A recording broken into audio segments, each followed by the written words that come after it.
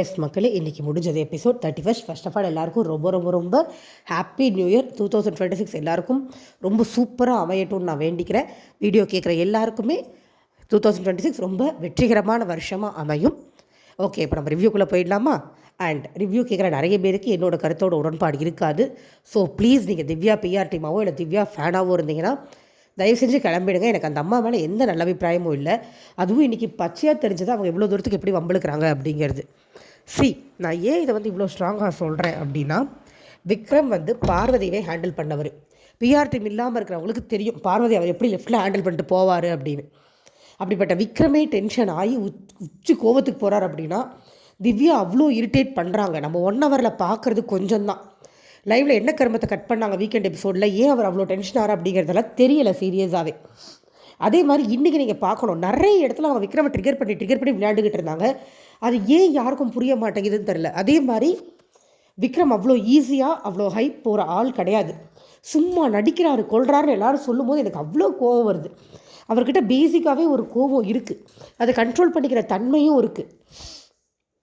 பார்வதி விக்ரம்னு ஒரு பேர் வச்சிட்டாங்கன்றதுக்கு அதையே பிடிச்சிட்டு தொங்குறீங்க எல்லாரும். கேம் தான் விளையாண்டாரு, முடிஞ்ச வரைக்கும் டீசெண்டாக தான் விளையாட ட்ரை பண்ணார். அவரோட கோவத்தோட உச்சகட்டத்தை உடச்சி விட்டது திவ்யா தான், அதுவும் அவங்களோட கேவலமான ஒரு கேரக்டர்னால. இன்றைக்கி அது பல இடத்துல நடந்தது. நான் முதல்ல அதை சொல்லிடுறேன். ஏன்னா எப்படியோ வெற்றிகரமாக எல்லோரும் சேர்ந்து விக்ரமோட ஓட்டிங்கை குறைச்சி விக்ரமை கூட்டின அன்அஃபிஷியல் லாஸ்ட் 2ல் கொண்டாந்து போட்டாங்க.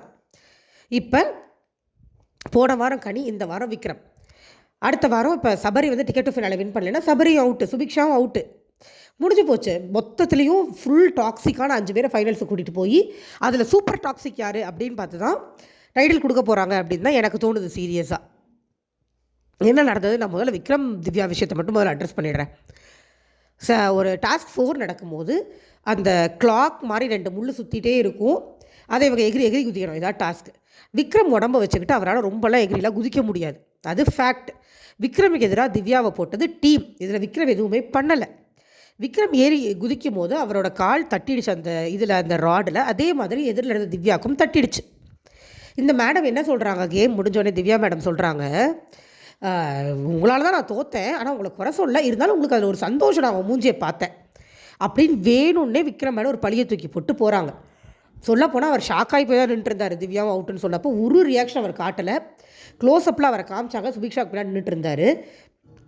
அவர்கிட்ட எந்த ரியாக்ஷனுமே இல்லை. அவர் முன்னாடியே பட்டுருச்சுன்னு சொல்லி யாரோ சொன்னப்போ கூட ஐயோ நல்ல வேலை அப்பாடா என்னால் அவங்க அவுட் ஆலையான்னு கூட சொன்னார் ஒரு இடத்துல. தேவையில்லாமல் அவர்கிட்ட இப்படி ஒரு சிரிச்சுக்கிட்டே நக்கலாக சொல்லிட்டு போகிறாங்க. விக்ரமும் ரொம்ப தரக்குறைவாக பேடாக ஹேண்டில் பண்ணுறாங்க திவ்யா. அவ்வளோ ஒரு தலக்கணத்தோட உச்சத்தில் இருக்காங்க. அவர் திவ்யாவை 4 வார்த்தை சொல்லிட்டாருங்கிறதுக்காக அவர் மோசம் திவ்யா நியாயம்னு சொல்கிறதில்ல என்னால் ஒத்துக்கவே முடியாது. அதே மாதிரி ஃபைனல் டாஸ்கில் விக்ரம் எல்லா லேடிஸ்கிட்டையுமே சொன்னார் மூஞ்சியை மூடிக்காங்க, முகத்தில் பற்ற போகுதுன்னு. அதே மாதிரி தான் திவ்யா கிட்டையும் சொன்னார் முகத்தை மூடிக்கோங்கன்னு. நீங்கள் முகத்தில் அடிக்காதீங்க அப்படின்னா இது என்னது எனக்கு புரியல. முகத்தில் படாமல் அப்படின்னா அது எப்படி படாமல் அடிக்க முடியும்? இப்போ பட்டா நீங்கள் வேணும்னு போட்டிங்கன்னா அந்த அம்மா குறை சொல்லும். அந்த கடுப்பில் தான் போனார் விக்ரம். அதுக்கப்புறம் கேம் முடிச்சதுக்கப்புறமும் அவர் போய் சாண்ட்ரா கிட்ட வேறு ஏதோ பேசிகிட்டு இருக்கும்போது இவங்களாக தான் வம்புழுக்கிறாங்க, நான் ஒன்றும் யாரையும் அப்படிலாம் சொல்லலை அப்படின்னு விக்ரம் பதில் சொல்ல ஆரம்பித்தா அவங்களுக்கு அது பிடிக்கல. அப்படி என்னை பற்றி பேசக்கூடாது அப்படின்ட்டு போகிறாங்க. இவங்க பேசலையா விக்ரம் பற்றி? வெளியில் பார்வதி கூட நின்றுக்கிட்டு நக்கல், எனக்கு விக்ரம் அடித்தது மட்டும்தான் வலிச்சது, இதெல்லாம் பொய்யில்லை, பச்சை பொய்யில் விக்ரம் அடித்தது மட்டும்தான் வலிச்சதுங்கிறது. வினோத் கமருதீன்லாம் அதே ஃபோர்ஸில் தான் அடித்தாங்க, பச்சை பொய். விக்ரம் மொத்தமே திவ்யா கிட்ட போவே இல்லை. அவர் அடித்ததே 4 பால், அதுக்கு முன்னாடி அவங்க அடித்தது எதுவுமே வலிக்கலையா. விக்ரம் அடித்த 4 பால் தான், அது 4லையும் 1 2 தான் பட்டது திவ்யா மேலே. அவர் கவனமாக கீழே தான் எரிஞ்சார், திவ்யா மேலே கூட பெருசாக அடிக்கலை. ஆனால் அவர் அடித்த 1 பால் தான் வலிச்சது அப்படிங்கிறாங்க. அப்புறம் உள்ளே உட்காந்து அரோரா, சுபிக்ஷா, விக்ரம், சபரி வேறு டாபிக் பேசிகிட்டு இருந்தாங்க. சபரி எப்படி ஹோல்ட் பண்ணிட்டு அரோரா கிண்டல் பண்ணி இவங்க சிரிச்சிட்டு இருந்தாங்க. அதை இது வெளியிலேருந்து பார்த்துட்டு இந்த திவ்யா என்னங்குது பார்த்தியா, இங்கே இப்போ ஒரு 1 மணி நேரம் பேசுவாங்க, அப்புறம் சுபிக்ஷா உட்கார வச்சு ஒரு 3 மணி நேரம் பேசுவார் அப்படிங்குது. அப்படிலாம் விக்ரம் உட்காந்து யாரை பற்றியும் பக்கமாக குறையெல்லாம் பேசுறது. அதில் இந்த பொம்பளையோட பழக்கம் ஒரே விஷயத்தை 9,000 தடவை எல்லாருக்கிட்ட எக்ஸ்பிளைன் பண்ணுறது. ஏன்னா அதுக்கு 200% கன்ஃபார்ம் டைட்டிலுங்கிறது. ஒரு தடவை விக்ரம் லூஸ் பண்ணுறாரு, அவரே சொல்கிறார் துண்டு ஒரு தடவை தாண்டா தவறும் அப்படின்னு. ஒரு தடவை எமோஷன் லூஸ் பண்ணதுக்கு எல்லா பக்கமும் விக்ரமை போட்டு அடி அடிச்சு நேற்றெல்லாம் போஸ்ட்டு சபரியை விக்ரம் வேணும்னே அடிச்சிட்டாரு. சபரி ஹாஸ்பிட்டல் அட்மிட் ஆகிருக்காங்க. திவ்யா மூஞ்சியை விக்ரம் அடித்து உடச்சிட்டாரு. திவ்யா மூஞ்சியில் படவே இல்லை விக்ரம் போட்ட பால். அவ்வளோ ஃபேக் நியூஸ் பரப்பி விக்ரமோட ஓட்டை குறைச்சி விட்டாங்க, வேறு ஒன்றுமே கிடையாது. விக்ரமை இந்த வாரம் வெளியில் தூக்கிடணும் அப்படிங்கிறது திவ்யா பிஆர் டீமோட பிளான். அதை வந்து ரியலைஸ் பண்ணாமல் நிறைய பெரிய பெரிய யூடியூபர்ஸ் கூட சப்போர்ட் பண்ணிகிட்டு இருக்காங்க திவ்யாவுக்கு. சரி, திவ்யாவுக்கு சப்போர்ட் பண்ணுறதுக்கு ஒன்றுமே இல்லை. அவங்க பயங்கரமாக ட்ரிகர் பண்ணுறாங்க. எதிரில் இருக்கிறவங்க அவ்வளோ அமைதியாலாம் இருக்க முடியாது. ஆரியே அவ்வளோ அமைதியாக இருந்ததில்லை. பாலாகிட்ட பயங்கரமாக எகிரி இருக்காரு. ஒரு இடத்துல சோம்பேறின்னு சொல்லி வார்த்தையை விட்டு சோம்பேறின்னு சொல்லாதன்னு பாலா சொல்லி பயங்கர டென்ஷன் ஆகி அதுக்கப்புறம் ஆரி சாரி கேட்ட சம்பவம்லாம் இருக்குது ஜெயிலில். நீங்கள் பார்க்கணுன்னா போய் பாருங்கள் 4th சீசனில். அவரே டென்ஷனில் வார்த்தையை விட்டுருக்காரு. ஒரு கட்டத்தில் போகும்போது எரிச்சலாகி வார்த்தை வரதான் செய்யும். அவ்வளோ எக்ஸ்ட்ரீம் கண்ட்ரோல் இருக்கிற அளவுக்கு விக்ரம் வந்து அவ்வளோ டாப் பிளேயர்லாம் கிடையாது. அவர் ஏதோ ஒரு இடத்துல வார்த்தையை விட்டுட்டார், அவ்வளோதான்.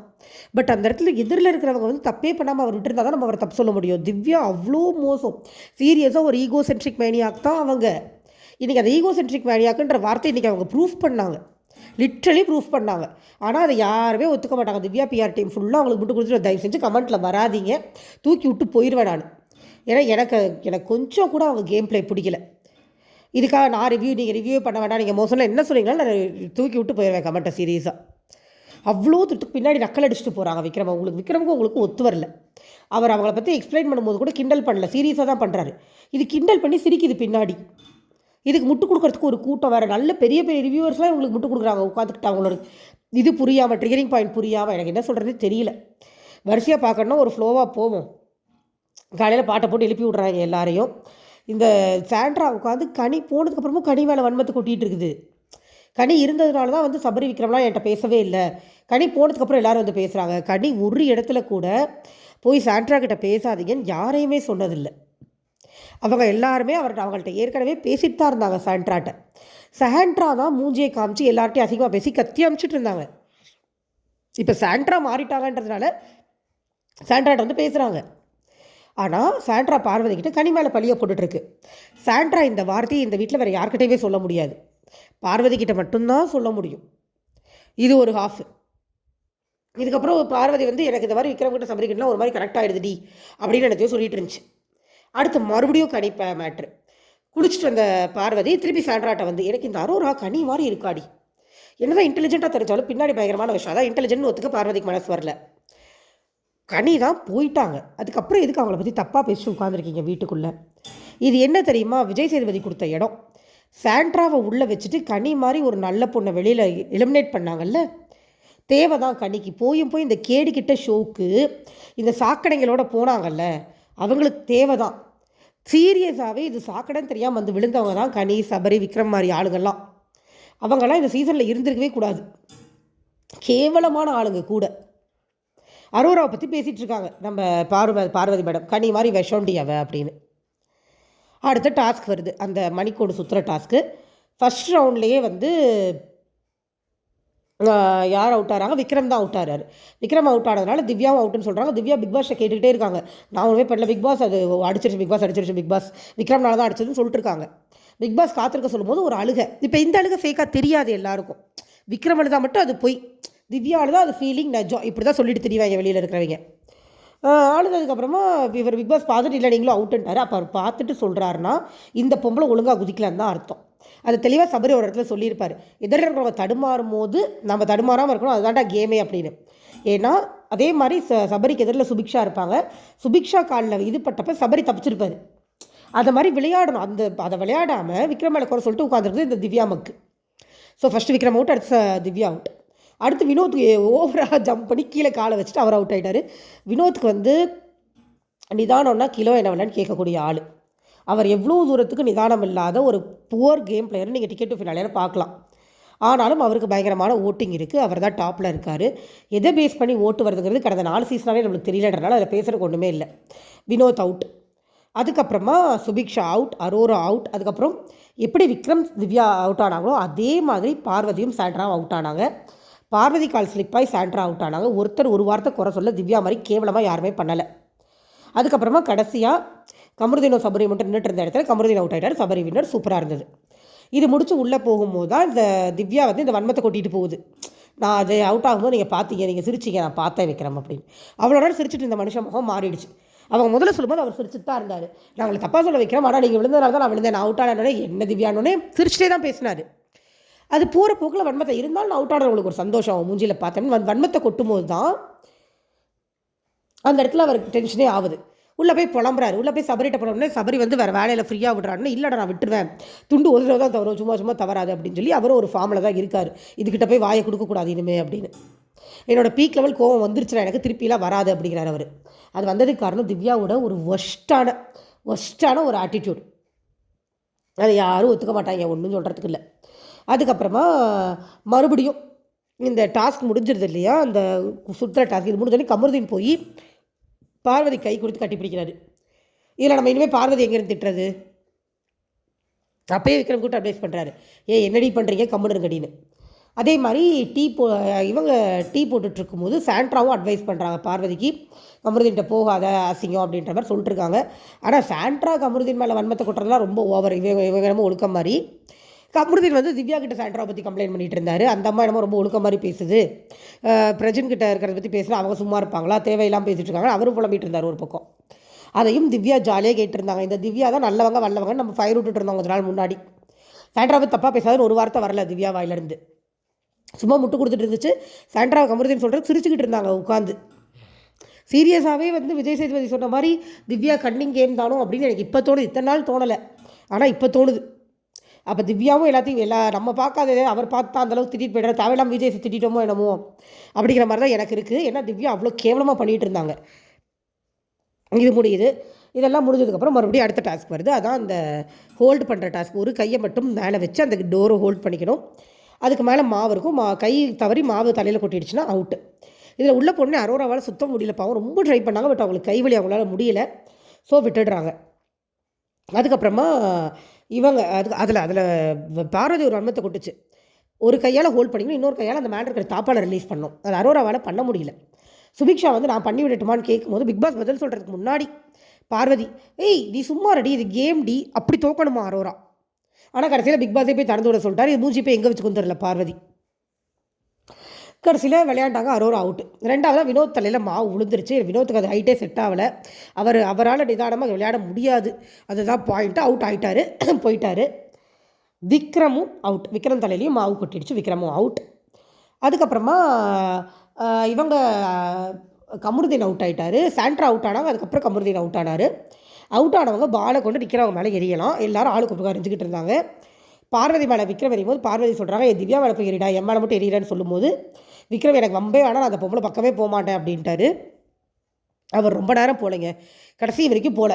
வினோத் தான் உட்காந்து ஏற்றி விட்டுட்டு இருந்தார். இது 1 ஹவரில் வரல, திவ்யா மேலே எரியணுண்டா, இது தப்பு, நீ திவ்யா மேலே எரியணும், கேம் தானே அப்படின்னு சொல்லி வினோத் தான் ஏற்றி விட்டுட்டு இருந்தார். விக்ரமுக்கு தெரியும் திவ்யா வந்து விக்ரம் போனாலே ஏதாவது உரண்டை இழுக்கும் அப்படின்னு. உரண்டை இழுக்கிறது திவ்யா தான், விக்ரம் கிடையாது. இந்த கருமத்தை பல தடவை பார்த்தாச்சு, நம்ம சொல்லியாச்சு, ஆனால் யாரும் கேட்குறதா இல்லை. ஏன்னா பெரிய ரிவ்யூவர்ஸ்லாம் திவ்யாவுக்கு சப்போர்ட் பண்ணிருக்காங்க, ஒன்றும் சொல்ல முடியாது.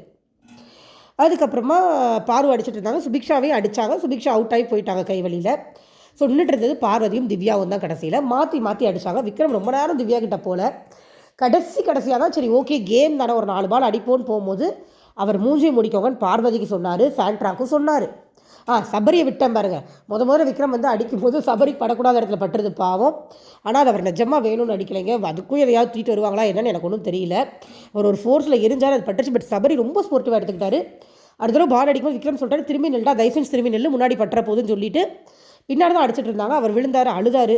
அப்போ சாண்ட்ரா ஒரு பெர்ஃபார்மன்ஸ் பண்ணுச்சு பாருங்கள். இதெல்லாம் உண்மையான அழுகையாக தெரியும்ல உங்களுக்கு, அழுகுரோட்டி அப்படின்னு அதுவும் அழுது ஒரு செகண்ட் தான் அழுகு, அடுத்த செகண்ட் ஸ்விட்ச் போட்ட மாதிரி அழுகு நின்றோம் சாண்ட்ராக்கு. தேவையான பெர்ஃபார்மன்ஸ். அதே மாதிரி சுபிக்ஷா அழும்போதும் இல்லைடா தங்கம், இதெல்லாம் தான் நடிப்பு, இதெல்லாம் யாருக்கும் நடிப்பாக தெரியலை, இந்த கருமத்துக்கெல்லாம் சப்போர்ட்டு.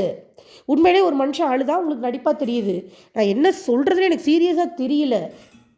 சாண்ட்ரால full performance. சபரி பற்றி அவ்வளோ கேவலமாக பேசிட்டு, சுபிக்ஷா பற்றி அவ்வளோ கேவலமாக பேசிட்டு எப்படி அழுகு எப்படி வரும்? அழுகும் போது சாண்ட்ரா கண்ணில் தண்ணியே வராது, அது வேறு அழுகும் போது. இதெல்லாம் பண்ணிகிட்டு இருந்துச்சு சாண்ட்ரா. போய் விக்ரம் வந்து மூஞ்சியை முடிக்கோங்கன்னு சொன்னால் நம்ம திவ்யா மேடம் இருக்காங்களே, திவ்யா மேடம் மூஞ்சியில் பட்டாமல் எரிங்க. என்னது அது? எது மூஞ்சியில் படாமல் ஏன் எரியும்? எல்லாரும் மூஞ்சியில் பட்டுட்டு இருந்துச்சு. பார்வதிக்கெலாம் அவர் சொல்லிவிட்டு மூஞ்சியை மூடிக்க பார்வதி பட்டுருன்னா அவங்க அழகாக மூடிக்கிட்டாங்க. சீரியஸாக பார்வை அவ்வளோ ஸ்போர்ட்டாக இருந்தாங்க அந்த இடத்துல. ஆனால் திவ்யா வந்து சண்டை போடுறக்கே தான் அலையுது. ஆக்சுவலாக திவ்யா ஒரு நடுவில் மூடிடுச்சு மக்களே. 1 ஹவரில் வரல, மேலே இருக்கிற பால் பட்டு தாப்பால் மூடிடுச்சு. எப்போ முடிச்சேன்னு தெரியல, போய் சுபிக்ஷா திறந்து விட்டு வந்தாங்க. இது 24 ஹவர்ஸில் வந்தது. பார்க்காம எழுதிருப்பாங்க திவ்யா. ஃப்ராடு, சீரியஸாக ஃப்ராடு. அப்புறம் திவ்யா ஒரு வழியாக உண்மையிலேயே அது திறந்ததுக்கப்புறமா கை வலிச்சு விட்டுட்டாங்க திவ்யா. அதுக்கப்புறம் பார்வதி வின் பண்ணாங்க. அப்புறம் ஒரு கூத்து, மறுபடியும் உள்ளே போய் சாண்ட்ரா கிட்ட விக்ரம் பேசிகிட்டு இருக்கும்போது மேடம் வராங்க, திவ்யா மேடம்.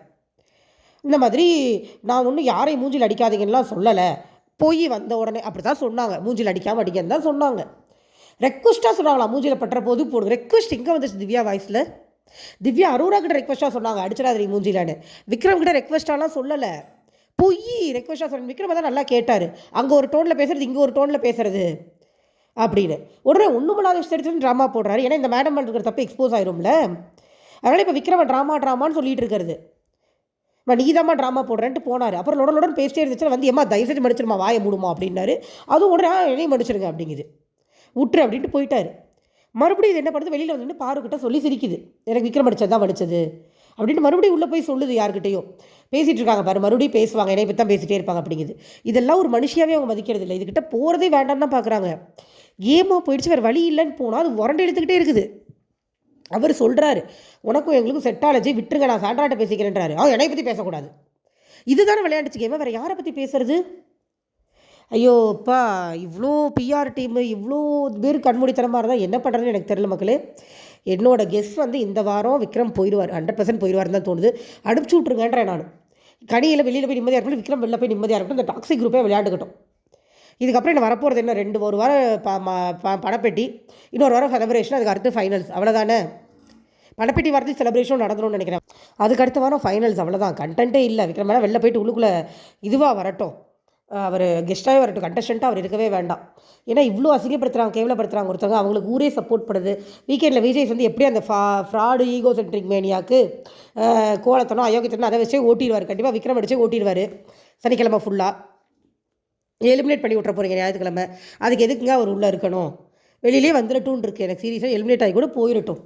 சபரிக்கு கூட டைட்டில் கொடுக்கடா. அந்த கரும்பு அந்த வினோத் திவ்யாக்கெலாம் கொடுத்தோம். அதை எரிச்சலாக இருக்குது எனக்கு. வினோத் கடைசியில் வந்து பார்வதி வந்து கமர்திட்ட மாவடிச்சு விளையாண்டுக்கிட்டு இருக்குது போய். அவன் சிரிச்சுக்கிட்டே வரான். அப்புறம் விக்ரம் கூப்பிட்டு போய் பேசுகிறார், நல்லா இல்லை பாரு, உனக்காக நாங்கள் எல்லோரும் சப்போர்ட் பண்ணி பேசி அவ்வளோ பெரிய பிரச்சனையாக இருக்குது, நல்லா இல்லைன்னா இல்லைடான்னு மழுப்புது போய். இதுங்களுக்காக போய் வந்து பேசுனாங்கல்ல, அவங்கள சொல்லணும் சீரியஸாக. அதுங்க ரெண்டும் தான் 7:30 தெரியும். உள்ளே இருக்கிறவங்களுக்கு தான் அறிவு இருக்கணும். இதுங்களுக்காக போய் நம்ம பேசக்கூடாது அப்படின்னு நல்லா எல்லாரும் மூஞ்சிலையும் கரிய புதுசமாக 2 விளையாண்டுச்சுக்க கடைசியில். அது ஒரு கன்றாவியான கண்டென்ட். கடைசியில் கமருதனும் பார்வதி விளையாண்டது. இன்னும் அது லைவில் வரல, நான் ரிவ்யூ போடலான்ட்டு வந்துட்டேன். ஒன்றும் சொல்கிறதுக்கு இல்லை மக்களே, சீரியஸாக என்னத்தான் சொல்கிறது. இந்த சீசன் முதல்லேருந்தே கன்றாவியாக தான் போச்சு, இப்போயும் கன்றாவியாக தான் போகுது. வெளியில் என்னோடய தாட் ப்ராசஸ் கம்ப்ளீட்டாக வேறு மாதிரி இருக்குது. எனக்கு ஏன்னு தெரியல. எனக்கு மற்றவங்க தாட் ப்ராசஸோடு ஒத்து போக மாட்டேங்குது. நம்மளோட தாட் ப்ராசஸ் ஒத்து போகிறவங்க மட்டும் நம்ம சேனல் பாருங்கள். கண்டிப்பாக இதே மாதிரி தாட் ப்ராசஸில் இருக்கிறவங்க இருக்காங்க. நான் நிறைய இடத்துல கமெண்ட்ஸில் பார்த்தேன். என்னோடய தாட் ப்ராசஸ் இருக்கிறவங்க இருக்காங்க. அந்த மாதிரி இருக்கிறவங்க பார்க்குறீங்க, கமெண்ட் பண்ணுறீங்க, எனக்கு ரொம்ப சந்தோஷம். இல்லாதவங்க பார்க்காதீங்க. உங்கள் தாட் ப்ராசஸ்க்கு தகுந்த மாதிரி நிறைய பேர் இருக்காங்க, பார்த்துக்கோங்க. எல்லாருக்கும் ஹாப்பி நியூ இயர். அதுவும் ஒரு 1000 சப்ஸ்கிரைபர் வர மாதிரி சப்ஸ்கிரைப் பண்ணி விடுங்க. தேங்க்யூ.